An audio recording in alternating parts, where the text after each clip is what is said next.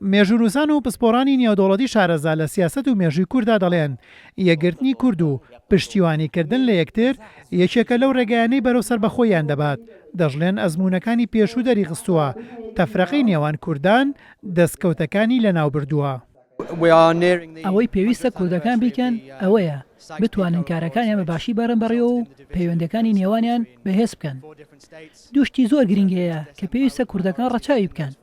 یەکەمیان ئەوەیە پەیوەندیەکانیان لەگەڵ بەغداد بەهێز بکەن و چیتر نەیەڵن دابەشبوون لە نێوانیان ڕووبدات. دووەمیان پێویستە کوردەکان داواکاریەکانیان لە ئەمریکا و بەریتانیا بەردەوام بێت، ئەگەرنا ناتوانن لە سەرشانی خۆیان ڕێگری بکەن لە جۆرە ڕووداوێکی ناخۆشی وەک سایکس پیکۆ. لەبارەی ئەوەی کە حکوومەتی بەریتانیا و ئەمریکا چیان لە سەرشانە بیکەن یان هەڵوێستیان چییە لە دوای تێپەڕبوونی 100 ساڵ بەسەر سایکس پیکۆدا، هەردوو وڵات پێیان وایە کە زۆرینەی پێوەرەکان گەڕاوەتەوە سەر عێراق و سووریا. بەڵام ئەمە هەڵەیە. بە بڕوای من ئەمریکا و بەریتانیا ئەبێت ورتر بڕوانن لە کێشەکانی کورد. ئەوەی کە بە پێویستی ئەزانم ئەوەیە کە کوردەکان لەناو خۆیانە زیاتر نێوماڵی خۆیان ڕێک بخەن، هەمانگی یەکتر بکەن و بەدەستی خۆیان کێشەکانی خۆیان چارەسەر بکەن. بەم شێوەیە توانن ڕێگری بکەن لە دروستبوونی سایکس پیکۆیەکی تر.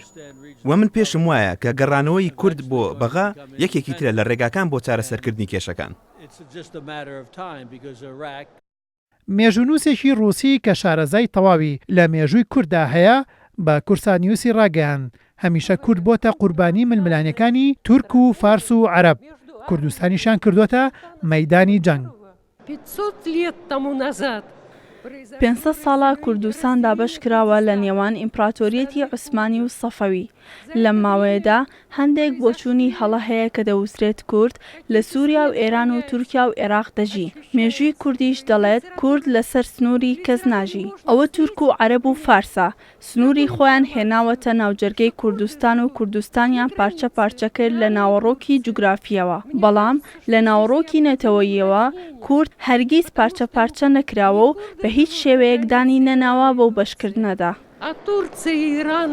граничит с землями, населенными курдами.